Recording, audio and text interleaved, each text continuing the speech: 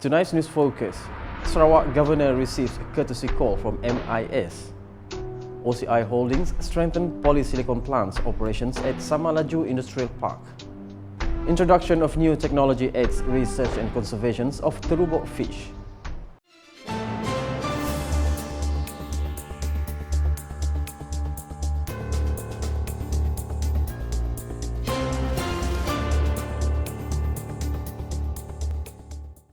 Assalamualaikum and good evening. Sarawak Governor Tun Pehin Sri Dr. Wan Junaidi Tuanku Jaafar welcomed a courtesy visit from the Sarawak Islamic Council delegations at the Astana Negeri Sarawak on Wednesday.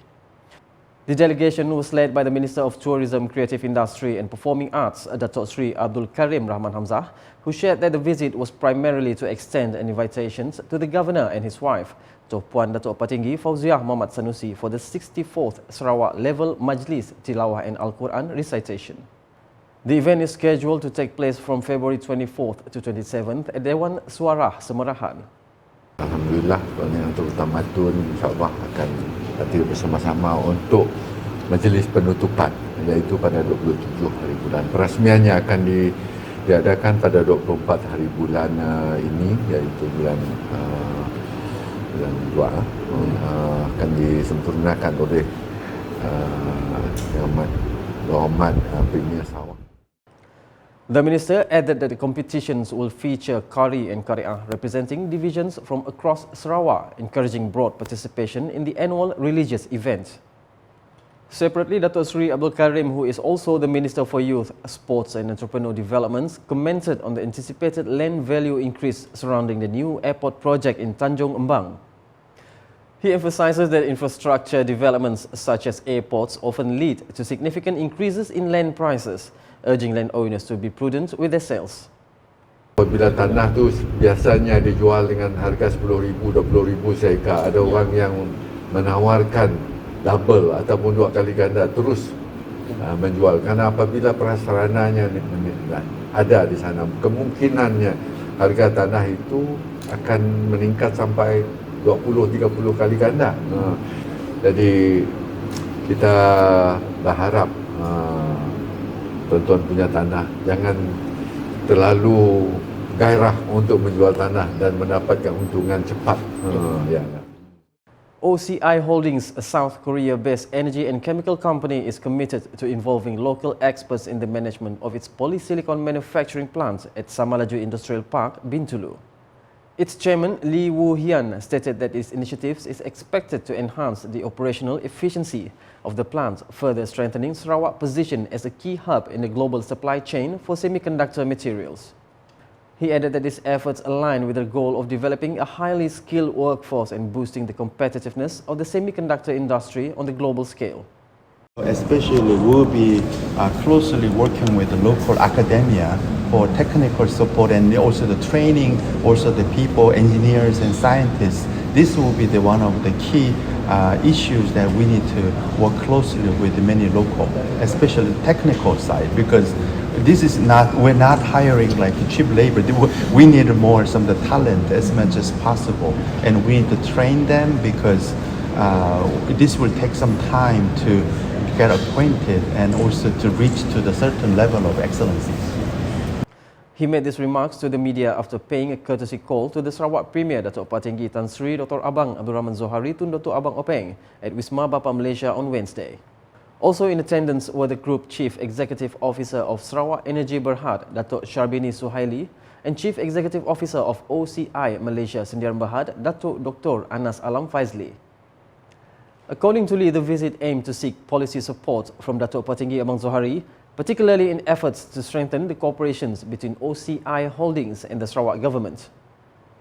So we explained to Premier about our investment program, and we also asked actually the policy support for this program, because this is quite complicated, the operation, especially this is the first case ever that the Korean company and Japanese company work together and come to the Malaysia, especially in Sarawak, to build the first polysilicon factory in entire Asian region. So this will be a great journey, and the Premier has been very supportive so far ever since we came to Sarawak 8 years ago, and he was also promising that he will give also a lot of support to make sure that the semiconductor related investment succeed. The Polysilicon plant in Samalaju was originally owned by Tokuyama Corporation before being fully acquired by OCI Holdings in 2017. OCI Holdings, renowned for its expertise in polycrystalline silicon, hydrogen peroxide, and other chemicals, has reaffirmed its commitment to expanding polysilicon production in Sarawak for photovoltaic use. The company has signed a Memorandum of Understanding (MOU) with Tokuyama Corporation to build a semiconductor-grade polysilicon plant with an annual production capacity of 11,000 metric tons at Samalaju Industrial Park. The Sarawak government will introduce new modern technology resembling a submarine device capable of diving up to 300 meters underwater to enhance research on the Terubuk fish. Sarawak Premier Datuk Petinggi Tan Sri Dr. Abang Abdul Rahman Zohari Tun Datuk Abang Openg said local scientists have highlighted that this advanced device can capture important underwater data, providing information about the habitat of the species. Kita dulu ada buat kajian ikan terubuk dekat Pulau Terubuk, Research Center, dengan pertolongan bantuan daripada New Zealand. Tetapi hari ini pun kita tidak ada outcome. Jadi dengan ada teknologi ini, mungkin saya minta mereka buat kajian sama ada kita boleh membiarkan Terubuk cara teknologi baru. He said this during a press conference following the official opening ceremony of Wisma Lestari here on Tuesday. Datuk Petinggi Abang Zohari added that research on the Terubuk fish is crucial as the species found in Batang Lupar and Batang Lasa show slight differences, with some suggesting a possible link to species found in Bangladesh. Jadi mungkin dengan device tu kita boleh buat kajian lah untuk membiarkan ikan terubuk seednya terhapus terkikis lah, terhakis. Meanwhile, a new discovery in Sarawak has been recorded involving 2 species of beetles at Lambe National Park and 1 species of frog at Kubah National Park as a result of research conducted by the Sarawak Forestry Corporation SFC researchers in collaboration with researchers from Japan. The names of the species will be announced soon. The Sarawak Forestry Corporation SFC has officially launched its new office building, Wisma Lestari, in Kota Sentosa, which will serve as a hub for conservation efforts to protect national parks, wildlife and nature reserves in Sarawak. The launch of the new building was officiated by Sarawak Premier Datuk Petinggi Tan Sri Dr. Abang Abdul Rahman Zohari Tun Datuk Abang Openg on Tuesday. According to him, this new building not only houses SFC staff but also serves as a platform established by the government to strengthen the preservations of the region's natural heritage. Yang kedua, kawasan ini akan digazet sebagai nature reserve di kawasan Kota Sentosa, lipat Kota Sentosa, dan ia akan menjadi satu tempat untuk kita membuat penyelidikan. He stated this during a press conference following the inaugurations of Wisma Lestari. Datuk Petinggi Abang Zohari also mentioned that the building is equipped with the Sarawak Wildlife Forensic Laboratory, SWIFT, located on the ground floor, which will support research including studies on high-value plant species. Tadi saya diberi taklimat oleh CEO Sarawak Biodiversity Center dengan satu pelan daun yang sangat bernilai harganya. Satunya $320 dan daun ini boleh berkembang dengan cara tanaman cara baru pengurusannya, dan ia adalah satu benda yang pelan yang sangat dikendaki oleh masyarakat dunia, kerana saya difahamkan ada turis yang membawanya keluar. Jadi ini satu-satunya khazanah yang ada di Sarawak yang harus kita jaga, dan SFC akan bertanggungjawab untuk